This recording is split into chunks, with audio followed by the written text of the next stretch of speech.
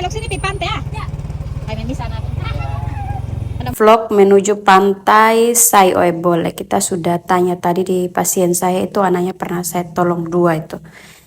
Nah ini nanti kita belok kanan di sini, tapi sebelumnya kita berhenti dan kita belanja dulu di kios-kios yang ada di sini. Di sini ada kios yang berhadapan di tadi sebelah kanan. Ini adalah oma-oma yang dulu anak-anaknya saya pernah tolong. Ini oma cantik, ini dia mau pi laut dan itu tempat untuk taruh ikan-ikan tapi masih kosong. Nah ini oma juga ini. Jadi saya bilang ada keluarga yang di Malaysia, di Irian, di Kalimantan yang minta tolong buat video ke desa Oebole, dan kalau bisa ketemu keluarga-keluarga di sini, tapi karena saya tidak kenal keluarga yang lain, saya tidak tanya mendetail, sehingga ini hanya adalah oma-oma yang sudah begitu akrab dengan saya karena dulu saya sering tolong anak mereka bahkan mengobati mereka. Nah kita pergi ke kios yang satu lagi karena di sebelahnya itu tidak ada biskuit dan memang saya sudah dalam keadaan lapar, tadi ada kegiatan di desa. Ini kita beli di kiosnya opa ini. Saya mau beli biskuit regal dan juga saya mau beli pop mie, tetapi tidak ada yang lain sehingga kita hanya beli regal dan kita beli aqua saja. Ini kita lanjut ke pantai, jadi ikuti saya untuk kita lihat jalan yang ke pantai. Jadi ini mobil juga bisa, motor juga bisa, walaupun ada gelombang-gelombang tapi paling tidak tidak ada batu lepas di sini seperti sebelumnya. Sebelum itu batu lepas di sini, jadi kalau kita jalan pun harus hati-hati. Nah ini dia agak sedikit bergelombang karena memang kondisi jalannya seperti ini, tapi lumayan bagus kalau untuk kita ke pantai.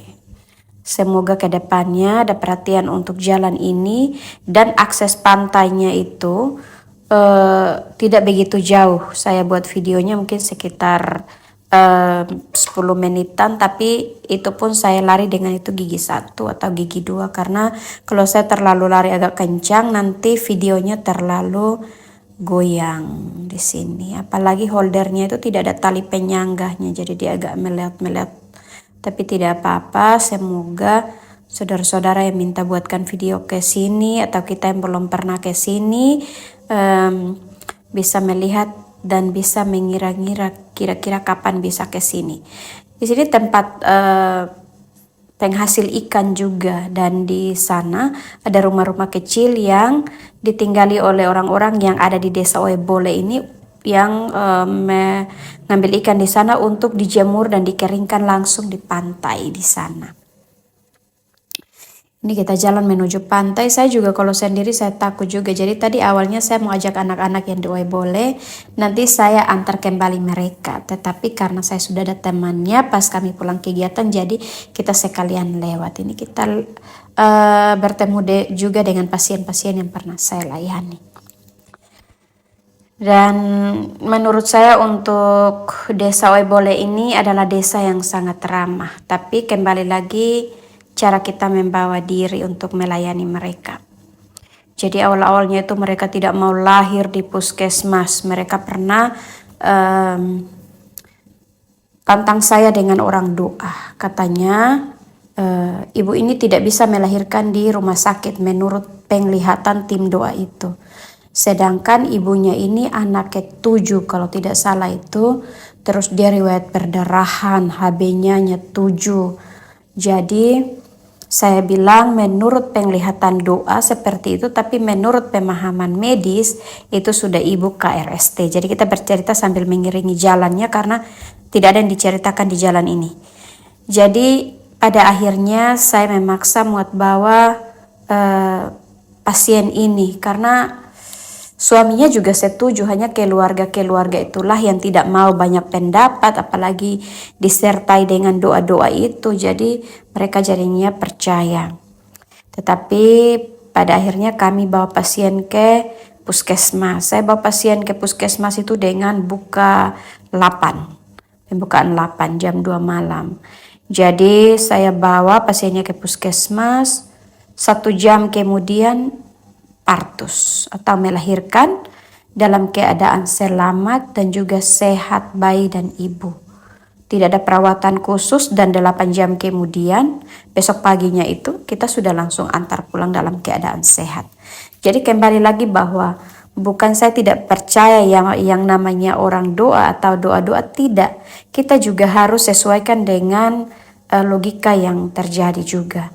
Ini orang mau melahirkan, masa kita kasih tinggal dia di rumah karena hal-hal yang kita belum tentu yakin kebenarannya. Saya percaya bahwa doa orang benar besar kuasanya, tapi kembali lagi bahwa apakah yang berdoa juga benar? Nah, itu tuh yang saya selalu tekankan di sini, karena dulu-dulu itu masih ada kepercayaan-kepercayaan seperti itu. Jadi saya bilang bukan saya tidak percaya, tetapi mari kita semua sama-sama berdoa lagi supaya Tuhan kasih semua itu baik. Tidak ada yang mengharapkan kematian. Semua itu berusaha untuk kita hidup. Mau ibu, mau bayi, mau kita juga harus berusaha untuk kita hidup. Bukan kita cari mati gitu. Siapa yang mau cari mati di dunia ini? Nah, pernah juga ada ibu yang hampir partus, tetapi masih disuruh kita berdoa dulu baru jalan. Sudah pembukaan lengkap dan ibunya tidur di lantai. Saya bilang, naikkan dia ke ambulans, nanti saya berdoa dengan ibunya di atas ambulans. Waktu itu COVID yang sangat parah. Waktu itu puncak-puncaknya COVID. Saya bilang, naikkan ibunya ke ambulans, nanti saya dengan dia berdoa di atas ambulans, dan semua keluarga yang tinggal silakan berdoa dalam rumah sekarang. Suami harus ikut saya. Suaminya dan keluarganya alasan mabuk, jadi saya bawa ibunya sendiri, mereka ikut dengan motor. Tetapi kan tidak boleh banyak orang ke puskesmas, hanya boleh 2 orang. Nah itu juga sampai di tengah jalan pasiennya juga partus juga di atas ambulans. Nah jadi di desa ini berbagai macam banyak drama. Ada yang melahirkan tanpa kita tahu guys. Jadi sudah hari ketiga itu baru ketahuan mereka melahirkan dalam rumah, jemur pakaian semua dalam rumah, tidak ada yang tahu. Tetapi itu sekitar 4 atau 5 tahun lalu semua kejadian yang saya ceritakan. Dan sekarang pola hidup mereka sudah sangat baik dan mereka sangat antusias. Nah ini kita sudah sampai di pantai. Di sini kita berkunjung ke rumah-rumah kecil itu dulu. Di situ tuh ada kader posyandu guys. Dan anak-anak, suami, dan juga ada juga keluarga-keluarga kita. Dan ada satu anak kecil di sini yang dikasih nama saya di sini. Nirmala juga namanya. Dan dia adalah anak baptis saya juga. Dia adalah anak ke-8. Ibunya melahirkan tidak lama ibu itu.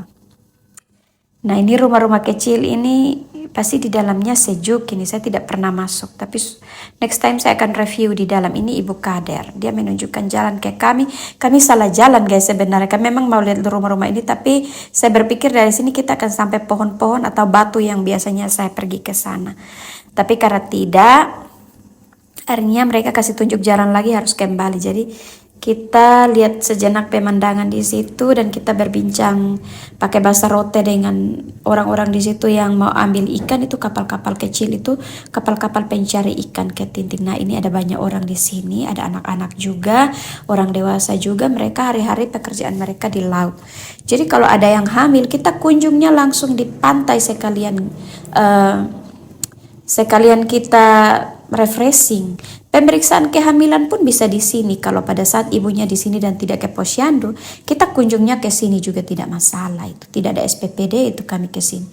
Nah di sini mereka sudah panggil-panggil, ibu nanti sih pulang sehingga ambil ikan. Tapi kita juga perasaan karena mereka juga mencari juga tidak gampang. Jadi kalau kita beli boleh, tapi kalau kita ambil-ambil saja, menurut saya perasaan juga. Ini kita lihat lagi di tempat yang ini. Siapa tahu kita survei lokasi dulu, siapa tahu kita punya uang malas tinggal di rumah, kita bisa datang buat kemah kecil di sini untuk kita tinggal sebentar untuk refreshing. Nah ini juga tempat-tempat untuk tambatan perahu juga. Nah kita belok lagi. Dan ini kalau foto di karang-karangnya bagus kalau ada yang suka suasana alami. Tapi juga harus hati-hati, takutnya ada ular di situ. Kita lanjut lagi. Saya juga pengen rumah-rumah daun itu. Pengen masuk tadi. Saya juga kayak tidak kepikiran untuk masuk untuk review. Padahal bisa saja. Karena ini pasien-pasien ini atau warga-warga di sini menganggap kita kayak keluarga di sini. Mereka tuh senang kalau mereka sehat. Jadi kalau mereka sakit apapun, kalau datang pasti dikasih obat, selain itu KIE juga. Jadi tadi di puskesmas itu, pustu itu tadi ada yang bapak-bapak 68 tahun mengeluh belakangnya sakit, pinggangnya sakit pada saat panjat pohon tua. Logikanya iya pasti akan sakit karena seumuran kayak begitu. Tetapi saya tanya lagi, satu hari bapak minum air berapa gelas? Katanya 2 gelas saja. Jadi saya harus timbang berat badannya, saya kali jumlah kebutuhan airnya, saya kasih, dan obat penghilang nyerinya dikasih juga. 3 butir. Nah ini kita menuju ke pantai tujuan kita. Saya lebih suka di pepohonan itu karena di situ sejuk dan tidak ada pembangunan apa-apa di situ yang bisa menghalangi kita melihat laut dan juga pasir putih di sini. Hidup ini juga perlu refreshing guys. Kalau kita terlalu berkelut dengan suasana kehidupan, takutnya gangguan jiwa kita. Saya punya lambung yang sangat parah kalau saya pikiran. Salah satu pikiran saya kalau tidak punya uang guys, itu pasti asam lambung saya naik.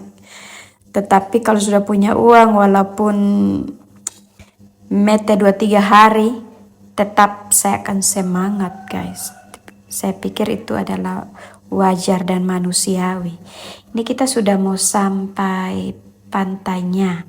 Jadi di sini ini tidak ada pembangunan sentuhan-sentuhan luar. Ini hanya rumah-rumah kecil, ini rumah-rumah tempat orang mencari ikan atau menunggu kapal.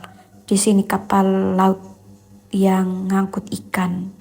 Nah ini kita sudah sampai di tempat foto-foto favorit saya. Saya ke sini sejak 4 tahun lalu dan masih seperti yang dulu di sini. Pepohonan ini juga masih ada, hanya kurang beberapa pohon di sini yang sudah mati di sini. Ini seperti yang di kanan itu yang di tengah itu sudah mati. Dulu tuh ada pohon-pohon di situ juga. Kami biasa foto-foto di sini. Kami pernah antar ibu hamil yang tidak jadi partus ke situ juga, pernah kunjung juga, jadi kami ke sini 4 tahun lalu. Dan lihat saja ini pantainya sangat indah dan itu batu-batunya itu sangat keren. Tapi saya takut ini adalah belanjaan yang kita bawa bekalnya.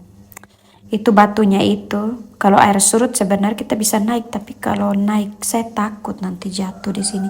Tidak ada pertolongan di sini, apalagi kami perempuan semua. Nah ini kita duduk-duduk di sini sebentar menghilangkan penat, dan setelah itu kita akan balik lagi karena ada yang harus kita kunjung, tetapi pasiennya lagi tidak ada. Jadi katanya 1 jam lagi baru mereka datang. Jadi nanti kita akan kembali lagi untuk ke rumah pasien. Ini saya dan Kak Herlin. Kita sudah sampai di pantai, duduk menikmati pantai di sini. Ini sangat indah guys, pasirnya sangat putih dan ini pas mendung. Jadi saya bisa lari-lari di situ. Ternyata pada saat saya lari, badan saya berat sekali. Karena selama ini saya kurang lari-lari. Jalan kaki saja hampir-hampir tidak, karena pada saat saya keluar rumah langsung dorong motor kasih keluar, kaki di versenelek. Setelah pulang parkir motor langsung masuk kamar. Itu pekerjaan manusia mager kayak saya begini. Jadi berat badan saya kelebihan 4 atau 5 kilo ini. Itu saya tulis dulu nama saya di situ yang sering saya buat pada saat saya ke pantai. Tidak tahu motivasinya apa, tapi suka saja saya di situ. Jadi setelah itu saya lari-lari lagi di sini, menurunkan asam urat, kolesterol, gula darah, dan juga stres saya. Yang sangat keren. Terima kasih yang sudah menyaksikan vlog saya. Yang butuh tempat refreshing yang alami, silakan kunjungi pantai Sai Oebole. Nanti next time saya akan buat lagi vlog ke pantai Saitolama. Terima kasih.